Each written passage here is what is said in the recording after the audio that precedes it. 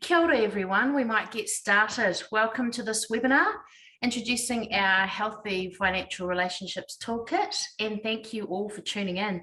My name's Nicola Eccleton, I'm from Good Shepherd, and we've got Saravinda behind the scenes doing the tech.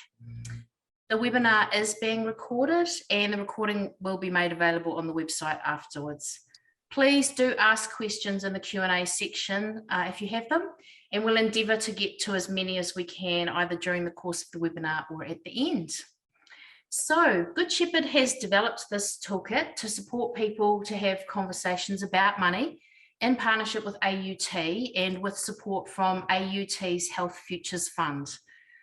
When we began talking about this project, we had people tell us that they thought it would be a really useful tool to use with their clients and counselling with couples who were having challenges and financial mentoring and group discussions.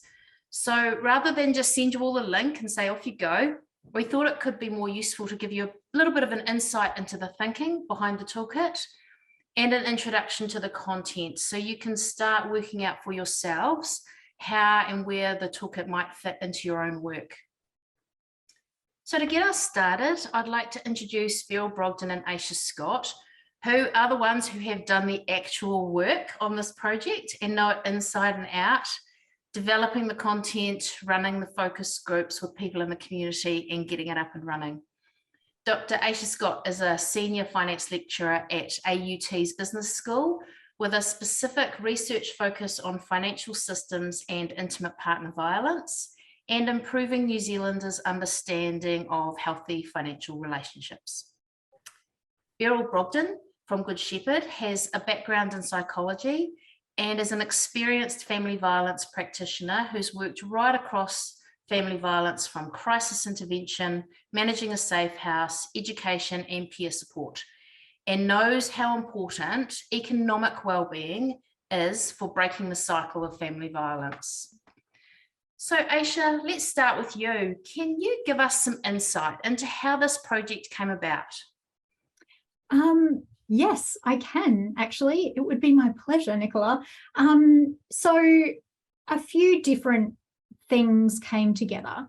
I suppose the first moment was with the WIRE pilot study in Australia. So Strong Beginnings. So what this study did was it was an intervention piece. And one of the key things in their pilot study and their report was that women felt that there's a lot of financial literacy products out there. There's a lot of information available for individuals. But if you can't actually talk about money with your partners in this context, then what's the point of all of that? Alongside this, we've also got the economic harm work. So how money manifests in relationships and how it's used to control another person. And what we wanted to do was basically fill a gap that exists and add to all New Zealanders' well-being when it comes to financial relationships. So we know that not talking about money is a problem for us. We know that it holds our financial well-being back because we can be as financially capable as we like, but if we can't have those conversations in our households, with our partners, with our children, then that's a problem. And that's, you know, going to be an issue going forward.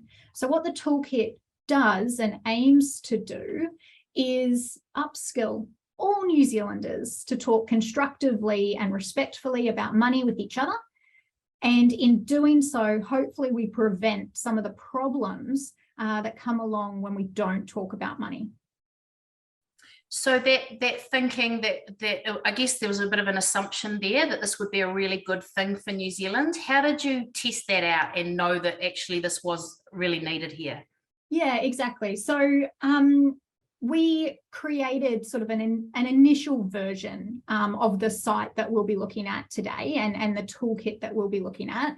And full credit to Beryl, who wrote a lot of the content and without whom this would not exist. So kudos, Beryl. But what we did was with funding from the AUT Health Futures Development Grant that we received, we held focus groups to test this out. So initially, we had over 50 people express interest in taking part in our focus groups. And out of those, we had about 31 people come in and attend one of 4 focus groups. So we gave people an hour and a half, 2 hours actually on the site itself, working through the toolkit. And then we asked for feedback. What worked, what didn't work, where would you like to see this? A whole range of things. And about a month after they spent their morning with us, we sent them a follow-up survey and we asked them, had they found it useful a month after the fact? Had they had a money conversation? And one of the really interesting, comments that was made as part of that work was actually from a participant in our study who characterized their money conversations as a disaster before they came and participated in the focus group. And then the money conversation they had after the focus group, they said was constructive. And I quote, "Instead of attacking my partner for being a power spender, I've listened to his ideas and not thought straight off, here we go again, all talk and no action. This time I have a glimmer of hope it could be different." And I think for us as researchers, this really emphasized the importance of this material for New Zealanders. We have a lot of information upskilling us on money management and financial capability, but the bit that has been missing is how we get around and over and through the money taboo. How do we help everyone get comfortable about talking about money? And that's what this toolkit does. Comments like that must be so gratifying to, a little bit of a signal that you're on the right track. Yeah, exactly. Beryl, the toolkit is organised into 2 very distinct parts that we can see there on the screen. One is preparing for the conversation and the other is talking about money.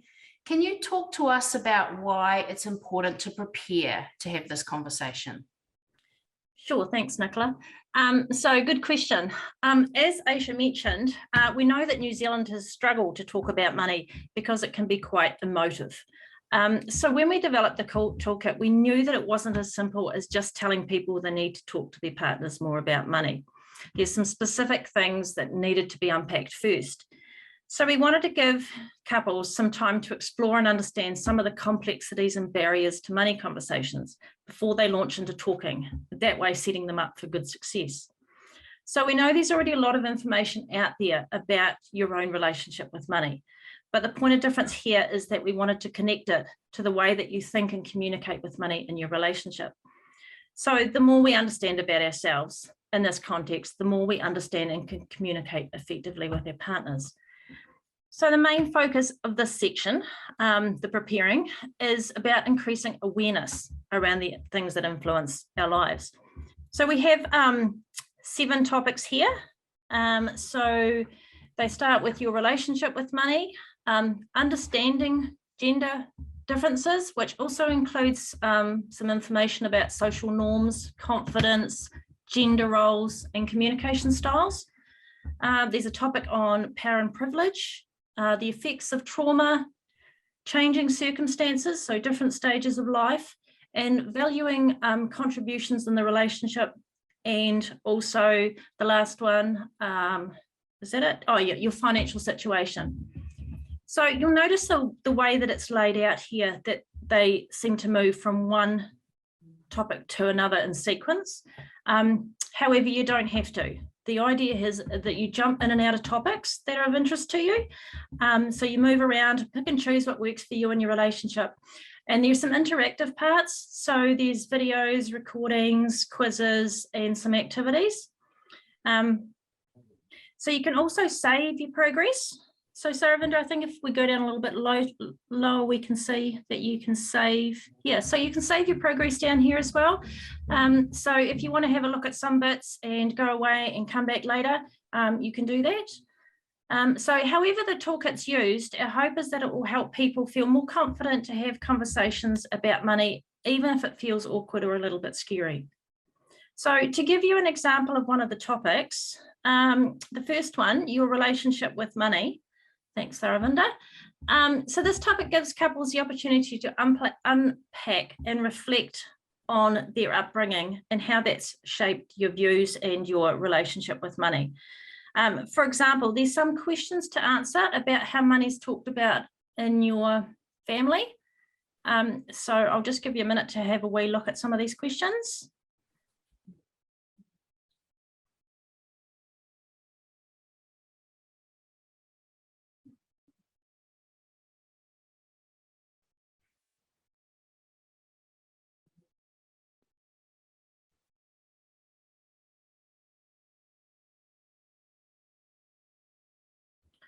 So going through these questions can provide some insight into how your worldview about money and managing finance has been shaped, and why we see why we see and relate to money the way that we do. So doing this activity can be really useful, as we all have different upbringings and values about money. And when it comes to relationships, we have a much better chance of having healthy conversations if we have some insight into our own behaviour, reactions and responses to money, and understand how it can impact our relationships. So we don't know in a relationship, one person is more likely to be motivated to jump into the toolkit and have a play around. And it may take some time for the other partner to have a go, which is okay. In fact, the introduction to this section can be a really gentle way for couples to start talking about money. So once you know a little bit about yourself, Beryl, how does it work if your partner is different to you? How do you deal with those differences in your relationship? So another good question. Continuing down the page, there's a quiz on exploring money personality, and then it moves on to answering that exact question. What happens if you meet someone who relates to money differently from you? So of course, it can feel uncomfortable for couples when they manage money differently, but it doesn't have to be an issue. A good starting place is to discuss and get to understand what those differences are, and find ways that they can complement each other rather than seeing differences as wrong or bad. For example, being a saver doesn't mean that you can't appreciate the freedom your partner may feel when shopping without experiencing that internal struggle you have. Together, couples can negotiate some common ground, or you may choose different financial tasks in the relationship that complement the differences.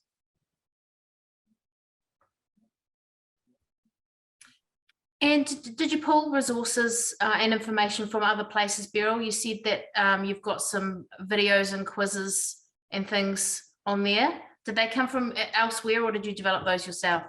They absolutely did. And I think Ayesha's going to talk a little bit to that.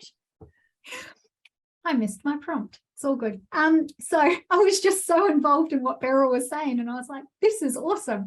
So we did pull a whole range of stuff. So the idea with the toolkit is not that we're not reinventing any wheels here. What we're doing is being very targeted in the need that we're meeting. So with the money personality stuff, with the individual financial capability, if a user of the toolkit requires some of that information, there's plenty of places for them to find that. And there's plenty of places that organizations who might be introducing people to the toolkit can point them to and refer them to. What we're doing here is making sure that the information that's provided works for the New Zealand context, that it's relevant for our communities, and really making sure that it is the money conversation piece that we're addressing here. And so everything that we've pulled together is useful, but we're not reinventing any wheels. What we're doing is meeting a very defined need and what we see as quite a large gap in this space.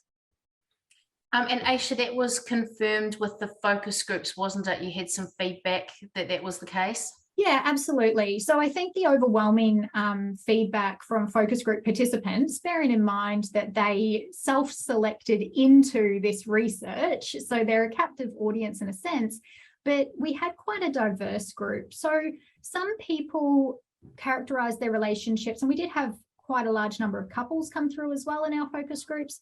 They characterize their relationships as actually pretty good, but they saw it as important and they wanted to upskill. We also had others who saw this as a problem area. And one of the really kind of, I think, gratifying but helpful things that we got out of this is that all communication, in a relationship is important. Money is no different.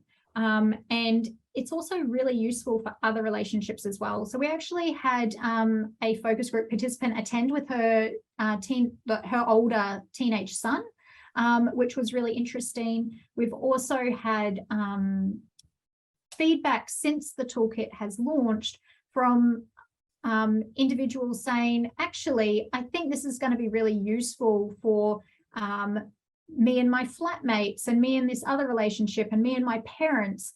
And so I think it transcends a lot of different relationships. But also what was really cool for us is giving people, I suppose, a resource where they can do the work that they need to do before they have the conversation.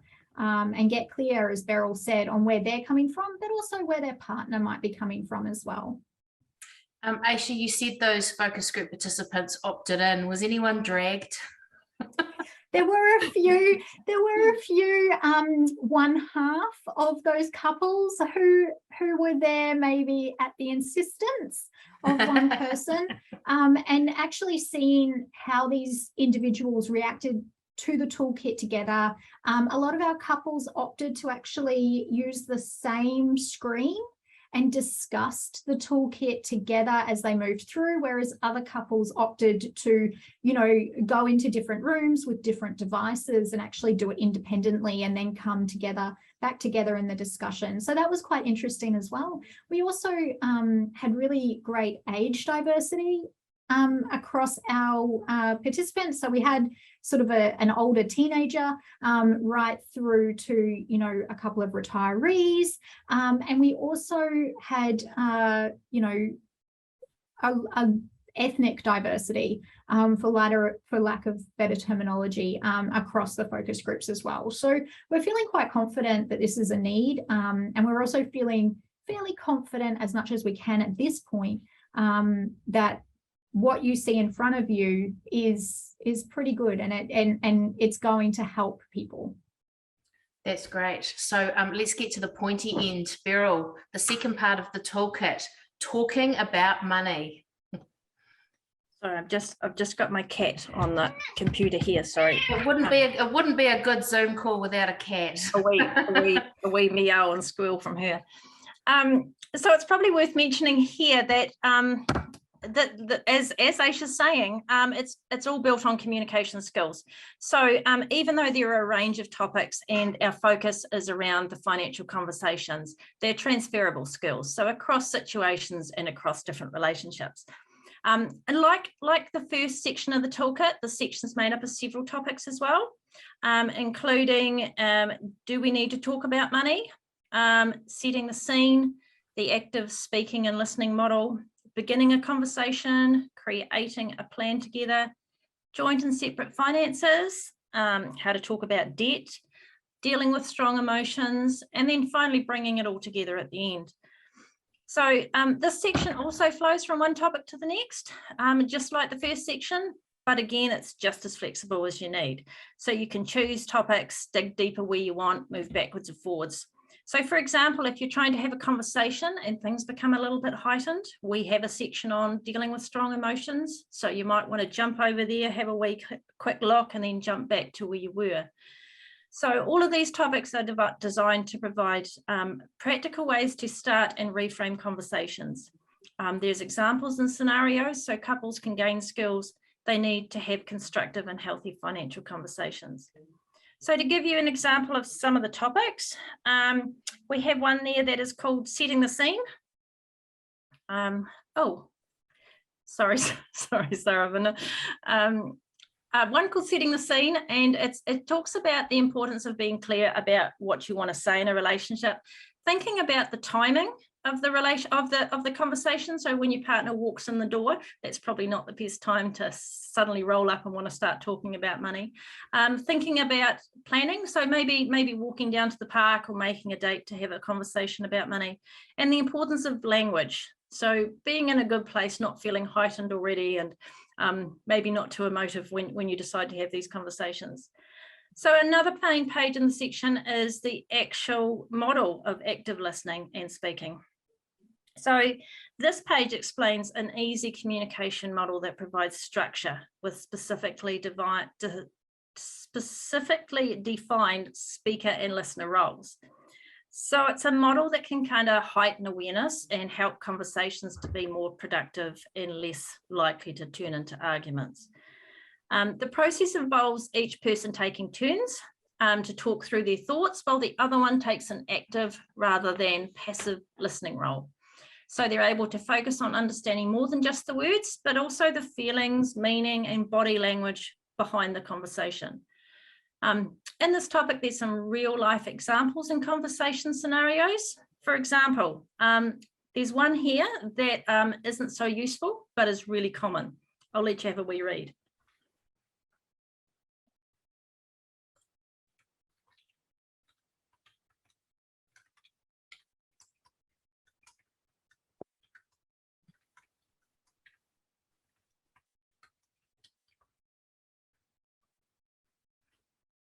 So I always have a wee giggle when I read this one, because it's such a common one. It's so easy to kind of fall into that trap. But if we move down from there, we talk about the active listening and speaking model and how it can be used to have more effective conversations and how they might look. Ayesha, there was one of the people on the focus groups who kind of made a comment specifically about this example. Did you want to share that? Yeah, so this particular individual had come along himself to our focus group, although he noted that, you know, this was a real tension in their relationship, and he was really looking for a way around some of the negative conversations that he was having. So what he commented about was this, and I quote, "It was the way to facilitate the conversations. So the initial example is the way that I've been communicating with my wife. And then there's the second example to adjust what you're saying in the conversation so it could flow in a more effective way. I'm going to adjust what I'm saying to those second examples." End quote. It was also noted by participants that what's quite handy is it serves as a good reminder during these conversations of how to stay on track. So another participant noted that they could actually have the toolkit up on their phone or their tablet while they're actually in the conversation itself, just as a reminder to them that when things are maybe getting a little bit heated, maybe they're going off track a little bit for whatever reason, you know, just that mental reminder to kind of steer it back, when to step away and when to revisit the topic at a later date when things had calmed down a little bit. And I think that this is why something like this is so necessary, I think. And yeah, it does fill that gap. And also the other thing, I know we've talked about this before, Ayesha, is that some of us work in this area, or we work in client facing, or we work in communications, and we practice our communication skills all the time. And sometimes we overestimate other people's ability. For example, my husband's a tradie. I can tell you he does not practice his communication skills. It seems to be a tradie thing. So I think it's important that we acknowledge that people are at all different levels. Yeah, absolutely. And I think that it's really important to note that we tend to, and I know that I do this in my own relationship as well, we tend to kind of assume the other person can read our mind. And this is true all of the time. But the reality is, if you haven't actually let the other person in on what you're thinking, feeling, doing at a particular point in time, you can't assume that they know where you're coming from. And so I think that it's a useful tool to just even think about this stuff.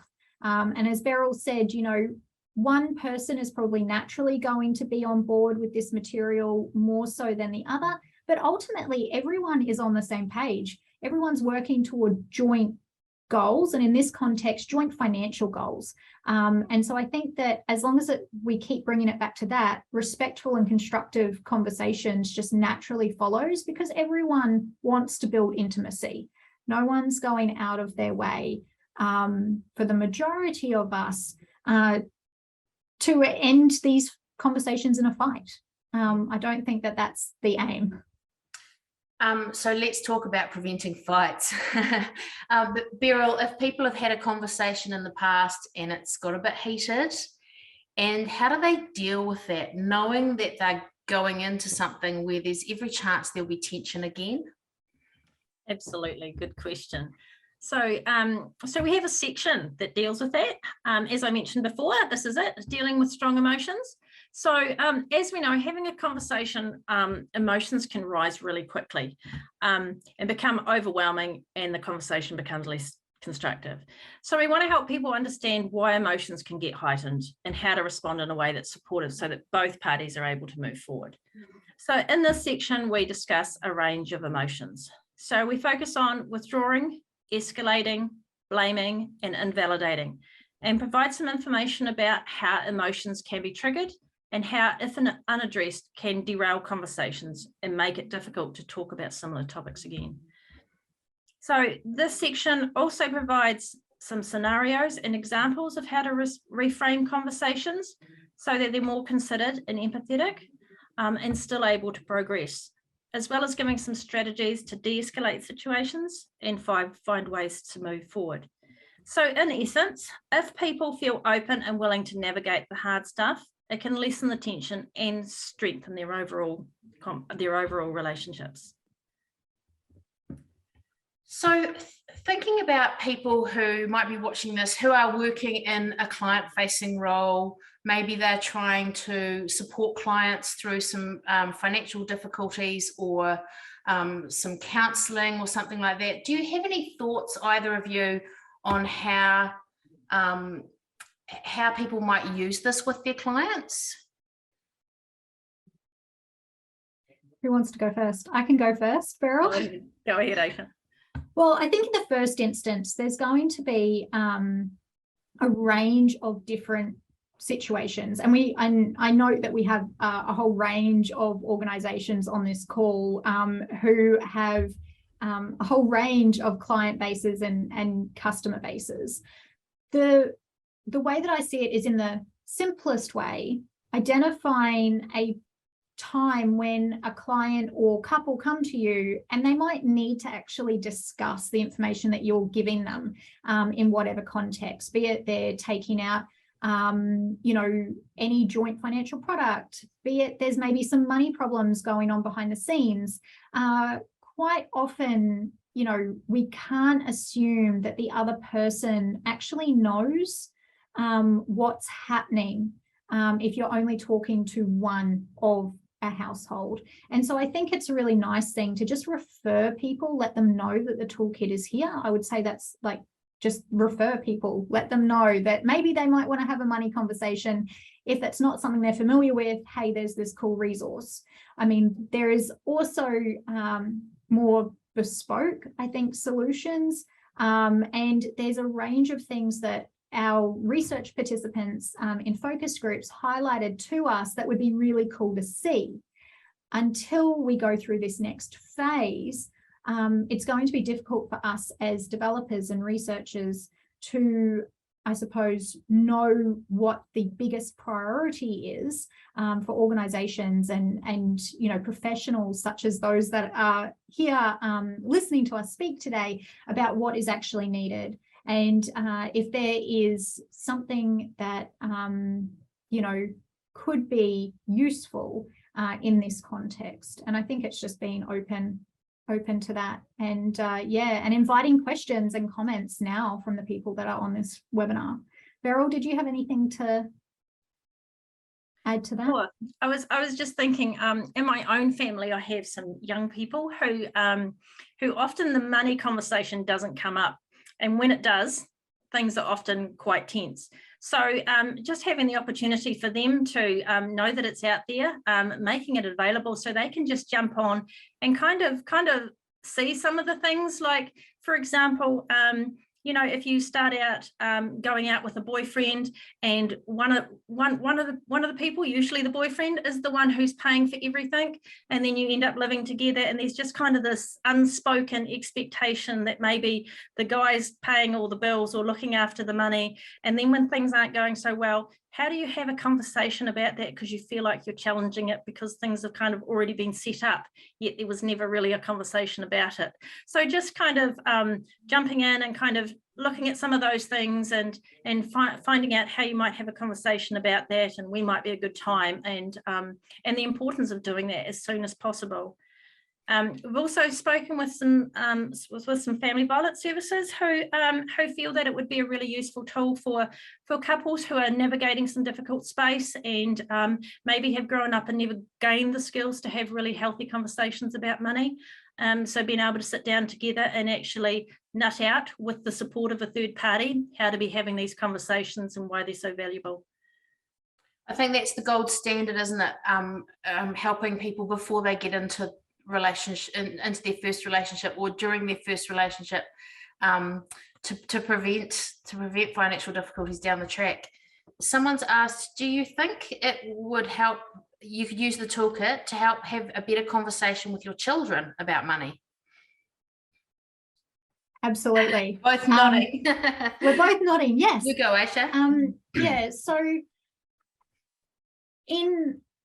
with speaking to people, I think this goes both ways. So, I'm at a university, so I have a lot of interaction with university students who, and this of course is just a generalization, but who tend to be in their early 20s starting out. So they might be in any manner of romantic relationships, but quite often one of the common themes is that they're working in varying ways toward financial independence from their parents.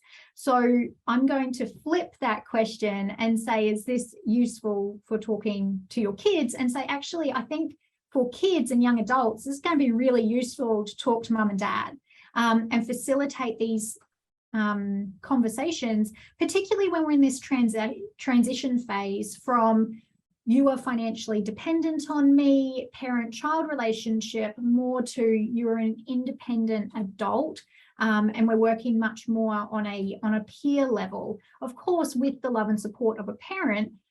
But equally, we know that, the bank of mum and dad, for a lot of New Zealand, I want to say kids, but not kids, for people buying homes and that sort of thing, that's a financial relationship, and a fairly significant one. Having, access to the bank of mum and dad as a financial backstop, be that for a home or because you need bus money. So I think that, it's useful both ways.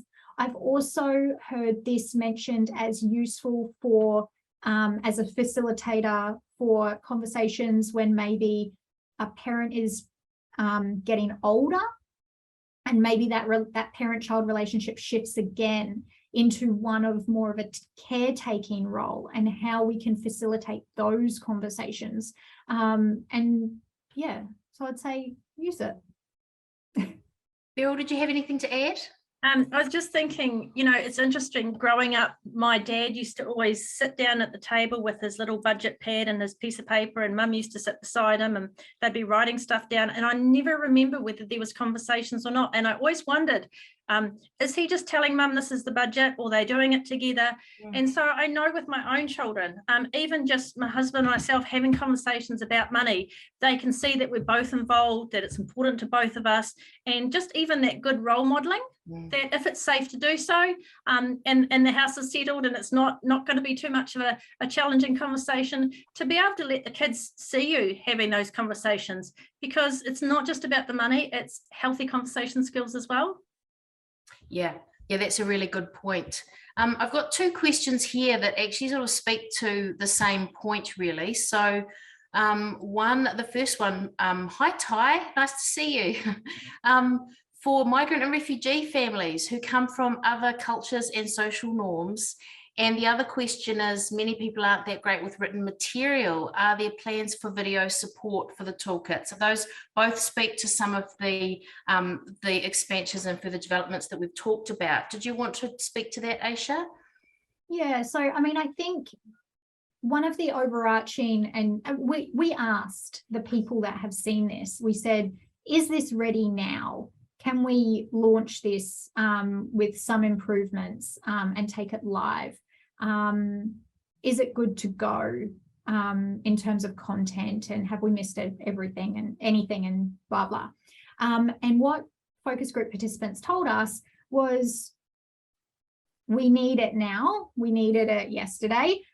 Yes, go for it. Absolutely. But here's a list of things that we would like to see. And so further to those questions, I think in terms of cultures and social norms, it goes beyond a direct translation of the text, I think. And so that is another piece of work that is needed. Hopefully, like, I assume it's needed, but again, really looking for that,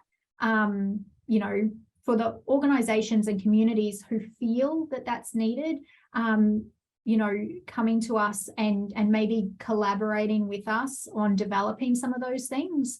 In terms of video and audio content, we are aware.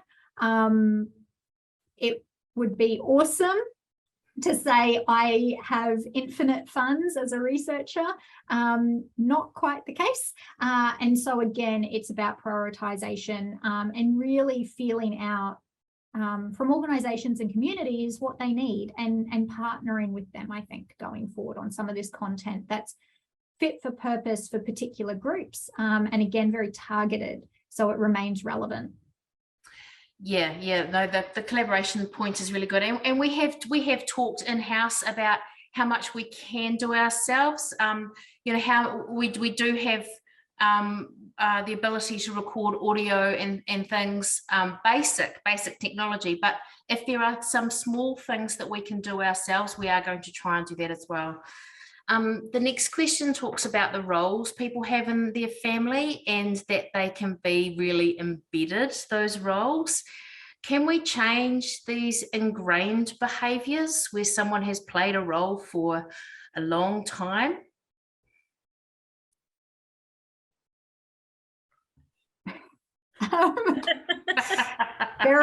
Beryl throwing. Who's been married the longest? Beryl. I'm quite happy to be second seat. Ayesha's got all that research on such things. Well, I mean, I can speak to this from two perspectives. The first is, just because something is ingrained doesn't mean that it was mindfully entered into with much thought. So there's unconscious roles that I think we can just wake up one day and kind of find ourselves in a relationship or in any situation, really. And there's going to be particular probably points in a relationship or a life cycle where this is maybe more likely to be the case. I look back and I think of having young kids and being in kind of a brain fog from pregnancy and sleep deprivation, essentially, and then waking up when the kids are older than that and thinking, well, how did I get here and how can we reconnect as a couple? And I think that there's varying different points like that across a relationship. What's important, and I think that this is where the toolkit is set up in a useful way, is when someone actually has that thought of, hang on, how did we get here? And am I particularly comfortable with it? This is a tool they can go and they can actually look at where they're coming from and where their partner's coming from and just start the conversation, because maybe it was completely intentional on one or both parts, but maybe it wasn't. And having a conversation about it is the first place to start, for sure, I would say. Yeah, Good answer, thank you. Someone from Australia wants to use this fantastic toolkit. The Australians want to steal from us again. I would say that since that we worked with the Wire project team to get it off the ground, that reciprocating back again is probably the right thing to do. And I look forward to talking with you, Danny, about it. Polly has asked about the needs of whānau who are living in poverty and depending on social welfare benefits. And so we know that for those people under enormous amounts of stress, is there any value in having these conversations for those whānau? Ayesha, maybe? Okay. So yes, I mean, look, I think with particularly at the moment, like it's top of mind for a lot of people with the rising cost of living. Like we had disparity and poverty before COVID, before the current inflation figures came out. You know, it's not revolutionary to say that this is getting worse for a lot of whānau. What I think is important here is it's going to be worse not talking about it. And if it is safe to do so, it's always better to be mindful about it and to have these conversations, because a household and whānau working as a team is always going to be better than individuals trying to work in silos or trying to perhaps do different things at different times. And there's a lot of power in just getting together and going, you know what, it's actually a little bit rubbish at the moment. I'm stressed. Are you stressed? Because ultimately this is, you know, a financial relationship is a relationship and you're a team, you know, and I think it's heightened for whānau in poverty, absolutely. And there's, you know, but it doesn't need to be high level. It can just be connecting over, you know, and just getting back on the same page and saying, you know what, I'm here for you. Let's make a plan. And if you don't have the capacity to make a plan, then at least you know that everyone is in it together. And I think that, you know, that is going to hopefully relieve the burden, the emotional burden that comes up when we have shame and blame and, you know, negative emotions and stress and worry around money. And I think that, you know, it's really important for a lot of whānau that are hurting at the moment. It might be enough to agree that actually it's time to get help. Yeah, absolutely. And that then yes, it would be worth it. Yeah. Beryl, I think this is probably a you question. Would it be appropriate to use selected parts of the toolkit to talk through with clients if people see that as being especially pertinent for their situation? Absolutely. And I guess that's the reason we've kind of done it the way we can. So there's kind of like little snippets of sections. And even within those sections, there can be lots of different information, and it might be just taking a piece from here and a piece from there and a piece somewhere else, and using whatever works for people. We are all experts in our own lives, so we know what's working and what's not working. So if there's something useful in the toolkit, by all means, pull it out, pick it any way that works for you, and use it to support people out there. Great, thank you. Jude, thank you for your kind comments. Jude's just made the comment that it's important to get this stuff out in the open. Social media is really unhelpful about facilitating unrealistic expectations, and so supporting real money conversations is a really useful thing to do. I think this is a really constructive tool for young people and children. What are your thoughts about introducing this resource to schools? Ayesha, you've got children still at school. I do have children still at school. Yes, but I'm going to say something potentially a little bit controversial. I see this a lot with so I do this, but also I have a lot to do with financial capability as well, and kind of my another chunk of research that I do. And this comes up a lot in the financial literacy and financial capability space. Ultimately, young people and children are learning money management, money skills, and communication skills at home. So while it is important that all young people have access to those resources, I really want to push back on this idea that it should be in schools. Actually, no. Households and New Zealanders within homes, parents to kids, parents to parents, friends, groups of friends, flatmates, we all just need to start talking about money, and we need to be able to do it respectfully and constructively. And Jude, this is it is a perfectly great, valid question. But I think that pushing everything into schools when it comes to life skills, like communication, like healthy financial relationships, these are life skills that shouldn't be on teachers to teach our kids. We should be teaching each other this, and we should be demanding better as a society to normalize healthy money conversations and healthy, respectful conversations generally in workplaces and in our lives. So while that might be needed, for some, it frees up a lot of resources to better target this information for those who don't get it at home or from somewhere else. It allows us to target those communities and those kids a lot more effectively if everyone who can get it outside school gets access to that material outside school. So thanks, Jude. Yeah, great point. I obviously have strong opinions on that, but I also have the research to back it up as well. I think the point that you both made earlier too about role modeling is critical, because I believe, Ayesha, the research says that our beliefs around money are formed really quite early. So really actually young. Role modeling in front of your children before they even get to school, that's an important part of it, I'm guessing. Yeah, absolutely. And also gender roles are, there's a lot of research to suggest that gender roles, and we see this in positive ways and we see this in very negative ways throughout society across a range of issues that society is grappling with.